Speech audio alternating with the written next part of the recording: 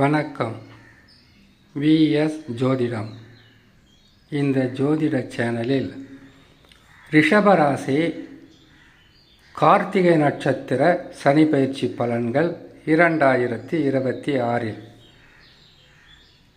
2026 March மாதம் 6ஆம் தேதி வாக்கிய கணித ரீதியாக சனி பகவான் பயிற்சி பெறுகிறார். பொதுவான பலன்களாக மேசம் முதல் மீனம் வரையில் உள்ள 12 ராசிக்காரர்களுக்கும் சனி பகவான் எந்த நிலையில் அமர்ந்து பலன்களை தரப்போகிறார் என்பதை பதிவாக போட்டு முடிச்சாச்சு. இது நட்சத்திர பலன்கள். நட்சத்திரம் என்றால் மேசராசியில் இருப்பது அஸ்வினி, பரணி, கார்த்திகை. ரிஷபராசியில் இருப்பது கார்த்திகை அல்லது கிருத்திகை, ரோகிணி, மிருகசிரிஷம் என்று வருகிறது இல்லையா? அதற்கு பொதுவான பலன்களை நீங்கள் போட்டிருக்கீங்க. நட்சத்திர ரீதியாக போட்டால் நல்லா இருக்குன்றது ஒரு சிலரின் ஆசை. அந்த ஆசையை பதிவாக போட்டால் அவர்களுக்கு நல்ல நிலையில் இருக்கும் என்பதற்காக போடப்பட்ட பதிவு தான். இப்போது கிருத்திகை நட்சத்திரத்தில் பிறந்த உங்களுக்கு முதல் பாதம் என்பது மேசராசியிலும், மீதம் உள்ள 2, 3, 4 பாதங்கள் ரிஷபராசியிலும் இருக்கும். ரிஷபராசி என்பது சுக்கிரனின் ஆட்சி நிறைந்த ஒரு ராசி. இந்த ராசியில் 3 பாதங்களை கொண்ட கிருத்திகை நட்சத்திரக்காரர்களுக்கு சனி பகவான் எந்த நிலையில் பலன்களை தருவார்? ஒரு சந்தேகம் உங்களுக்கு இருக்கும். முதல் பாதம் மேசராசியில் இருக்கிறதே, மீதி உள்ள 2, 3, 4 பாதங்களும் ரிஷபராசியில் இருக்கிறது. இதில் முதலில் மேசராசியில் இருக்கின்ற கார்த்திகை நட்சத்திரத்திற்கு பலன்கள் இருக்குமா? 3 நட்சத்திரங்களும் ரிஷபராசியில் இருக்கின்ற பாதங்களுக்கு நன்மைகளை தருமா என்கின்ற கேள்வி இருக்கும். மேசராசி என்று வந்துவிட்டால் முதல் பாதத்தில் அவர்களுக்கு உண்டான பலன்களும், மீதமுள்ள 2, 3, 4 பாதங்களில் உள்ள நட்சத்திரங்களுக்கு அவர் 11ஆம் இடத்தில் அமர்ந்த வெற்றிகளை தரக்கூடிய ஸ்தானத்தில் அமர்ந்து பலன்களை தர தயங்க மாட்டார். ரிஷபராசிக்காரர்களுக்கு 3 நட்சத்திரங்கள் ரிஷபத்தில் இருந்தாலும் சூரியனின் நட்சத்திரமான கிருத்திகை நட்சத்திரக்காரர்களுக்கு நற்பலன்கள் சற்று அதிகமாகத்தான் கிடைக்கும். மன நிறைவாக இருக்குங்களா? எதற்காகன்னு கேட்டிங்களனாக்கா, அவர்களுக்கு நன்மைகளை அதிகமாக தருகிறார் என்றாலே ஒன்று நீங்கள் உணர வேண்டும். ஒரு கிரகம் நற்பலன்களை அதிகமாக தருகிறது என்றால் பாதகமான இடத்திற்கு வரும்போது கெடு பலன்களும் அதிகமாக கொடுக்காமல் இருக்காது. இதுக்கும் காரணம் இருக்குது. ஏன்னு கேட்டிங்கன்னாக்கா, சனி பகவான் என்பவர் சில நட்சத்திரங்களுக்கு எப்பவுமே ஒரு கண்ணில் வெண்ணையும் இன்னொரு கண்ணில் சுண்ணாம்பையும் தடவி பார்த்து கஷ்டங்களை கொடுப்பவர், நன்மைகளை செய்பவர். சூரியனின் நட்சத்திரமாக இருந்தாலும் சரி, சந்திரனின் நட்சத்திரங்களாக இருந்தாலும் சரி, செவ்வாயின் நட்சத்திரங்களாக இருந்தாலும் சரி, அவர்களுக்கு கொடுத்து கெடுப்பார் அல்லது கொடுப்பது சிறிதளவாக இருக்கும். அவர்கிட்ட இருந்து பறிக்கிறது அதிகமாக இருக்கும். மிகவும் விழிப்புடன் இருக்கணும்.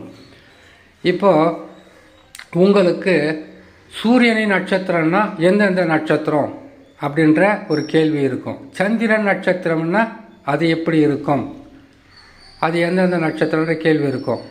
ஒவ்வொரு நட்சத்திரத்திற்கும் பலன்களை சொல்லும்போது இது சனிக்கு ஆகாத நட்சத்திரம், இது சனி பகவானுக்கு மிகவும் உகந்த நட்சத்திரம்னு நான் சொல்லிக்கிட்ட வரேன். ஏன்னா பதிவு நீளம் அதிகமாக இருக்கும். அதனால் கார்த்திகை நட்சத்திரம், கிருத்திகை நட்சத்திரம் என்று சொல்லக்கூடிய இந்த நட்சத்திரத்தில் 3 பாதங்கள் கொண்டது ரிஷபராசியில் இருக்கக்கூடிய ஒரு நட்சத்திரம். இவர்களுக்கு தனலாபம் என்பது எதிர்பார்த்ததை விட அளவுக்கு அதிகமாகவே கொடுப்பார். வருமானம் பெருகும். செய்யும் தொழிலில் வளர்ச்சி பாதையில் கொண்டு செல்லும். திடீர் அதிர்ஷ்டங்களை பெறக்கூடிய வாய்ப்புகளும் இருக்கும். குடும்பத்தில் சந்தோஷம் நிலவும். சுப நிகழ்ச்சிகளை செய்து வெற்றியும் பெற்று சந்தோஷமும் அடைய வைப்பார். நல்லது சொல்லும்போது எல்லோருக்குமே நல்லதாக தான் இருக்கும். ஆனால் இதுக்குள்ளே இருக்கக்கூடிய மிகப்பெரிய ஒரு ரகசியம் இருக்குது. இப்போ நீங்கள் கிருத்திகை நட்சத்திரத்தில் பிறந்திருக்கீங்க. முதல் தசா சூரிய தசா, இரண்டாவதாக வரக்கூடியது சந்திர தசா, மூன்றாவதாக வரக்கூடியது செவ்வாய், நான்காவது வரக்கூடியது ராகு, அதற்கு பிறகு குரு, சனி, புதன் உங்களுக்கு தசா நடக்குது இல்லையா?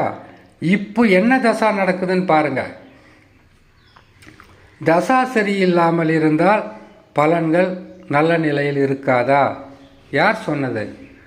தசாவே சரியில்லாமல் இருந்தால் கூட பலன்களாகப்பட்டது உங்களுடைய மன நிறைவும் சந்தோஷமும் மிகப்பெரிய யோக ஜாதகமாகவே மாறும். காரணம், கர்மக்காரகனே கொடுக்க ஆரம்பித்து விட்டால் மற்ற கிரகங்கள் எந்த நிலையில் இருந்தாலும் அது பெருசாக பாதகத்தை தராது. சனி பகவான் கொடுப்பதை தடுக்க எந்த கிரகத்தாலும் முடியாது. சனி பகவான் கெடுக்க ஆரம்பித்து விட்டால் தடுக்கக்கூடிய மிகப்பெரிய சக்தி ஜாதகத்தில் நடந்து கொண்டிருக்கக்கூடிய தசா மட்டும்தான். அப்படி இருக்கும்போது எதற்காக யோகங்களை பெறக்கூடிய தசாவாக இருக்கான்னு பாருன்னு கேட்டீங்கன்னாக்கா, இப்போ கொடுப்பாரு. 11 கொடுத்துட்டு தானே 7.5 வருஷம் உங்களுக்கு கஷ்டத்தை கொடுக்கணும். அதனால் நல்ல தசா நடந்தால் அது நல்வழியில் உங்களை அழைத்து சென்று மிகவும் சிறப்பான பலன்களை பெற வைக்கும். இன்னொரு முக்கியமான விஷயம், இப்போ நான் சொல்லக்கூடிய இந்த பலன்களாகப்பட்டது உங்களுக்கு அளவுக்கு அதிகமாகவும் நடக்கலாம், இல்லை குறைவாக கூட நடக்கலாம். நற்பலன்கள் சொல்ல முடியாத அளவுக்கு கூட அதிர்ஷ்ட வாய்ப்புகளை அள்ளி கொடுக்கலாம். ஒரு சிலருக்கு ஏதோ நல்லது நடக்குது அப்படின்னு சொல்கிற அளவுக்கு இருக்கலாம். காரணம், சனி பகவான் 11ஆம் இடத்தில் இருப்பதற்கு காரணம் அல்ல. ஒருத்தர் பார்த்தீங்கன்னாக்கா 1901 வருஷத்தில் பிறந்திருப்பார். ஒரு 60, 70 பிறந்திருக்கலாம், 75 பிறந்திருக்கலாம், 80 பிறந்திருக்கலாம். அவர்களுக்கும் 2000 பிறந்தவங்களுக்கும் ஒரே தசா வர்றதுக்கு வாய்ப்பு இருக்காது. அந்த தசாவுக்கு இருக்கக்கூடிய சக்தியை வச்சு தான் உங்களுக்கு என்ன பலன்கள் நடக்கிறது என்பதை உங்களால் அறிந்து கொள்ள முடியும். ஆகையால் நீங்கள் தசா வலிமையாக இருக்கான்னு பாருங்கள். இப்பொழுது நடக்கக்கூடிய நற்பலன்களுக்கும் நீங்கள் அதை தான் பார்க்கணும். அடுத்தது 7.5 சனியாக வந்தால் என்ன நன்மையை செய்வாரா தீமையை செய்வாரா என்பது அதை பார்க்குறதுக்கும் நீங்கள் ஜாதகத்தில் இருக்கக்கூடிய தசாவை தான் பார்க்கணும். இதை இன்னைக்கு நேரத்தில் பல வருஷங்களாக சொல்லிக்கிட்டு இருக்கிறது தான். சனி பகவான் நல்ல இடத்துக்கு வர்றாரா, நன்மையை செய்வார், அதை தடுக்க முடியாது. கெட்ட இடத்துக்கு வரும்போது கெட்டது செய்வார், அதையும் தடுக்க முடியாது. ஒரு ஜாதகத்தை பஞ்சாங்கத்தை எடுத்தால் சனி பகவான் பயிற்சி பெறுகிறார், ராகு கேதுக்கள் பயிற்சி பெறுறாங்க, குரு பகவான் பயிற்சி பெறார். இந்த பயிற்சி காலங்களில் ஸ்தான பலன் ஒன்று இருக்கும். என்ன ஸ்தான பலன் கேட்டிங்கன்னாக்கா, ராசிக்கு 2 இருக்கிறார், ராசிக்கு 5 இருக்கிறார், ராசிக்கு 12 இருக்கிறார், ராசிக்கு 11. இதை வச்சு இந்த இடத்தில் இந்த கிரகங்கள் அமர்ந்தால் பலன்கள் இந்த நிலையில் இருக்கும் என்கின்ற ஒரு குறியீடாக சொல்வது தான் ஜோதிடரின் கடமை. அதிகப்படியான நற்பலன்களை பெற வேண்டும் என்றால் ஜாதகம் பலமாக இருக்க வேண்டும். அதிகப்படியான நற்பலன்களும் யோகங்களும் பெறணும்னாக்கா யோக தசாவாக இருக்கும். பாதகமான தசாவாக இருந்தால் கூட யோகங்களுக்கு குறைவு இருக்காது, ஆனால் சொற்ப பலன்களாக இருக்கும். ஆகையால் நன்மைகள் எவ்வளவு நடந்தாலும் கடந்த ஆண்டுகளில் பட்டு வந்த கஷ்டங்களையும் துன்பங்களில் இருந்து மீண்டு வர முயற்சி செய்யுங்க. அதற்கு பிறகு இந்த நல்ல நேரத்தை பயன்படுத்தி உங்களுக்கு நீண்ட நாளாக இருக்கக்கூடிய கடன் தொல்லை, வீடு இல்லாதவங்க இருக்கலாம், அதுக்கு வீடை பார்க்கணும், வீடு கட்டுறதுக்கு உண்டான வழியை தேடிக்கிங்க. இப்போ தேடினீங்கன்னா கட்டாயம் கிடச்சிடும். அது எந்த வீடாக இருந்தாலும் உங்களுக்கு இருக்கக்கூடிய அந்த மனக்கவலை வீடாக இருந்தால் இப்போ முயற்சி செய்வீங்கன்னாக்கா அதுக்கு உண்டான உதவிகள் கிடைக்கும், நன்மைகள் நடக்கும்.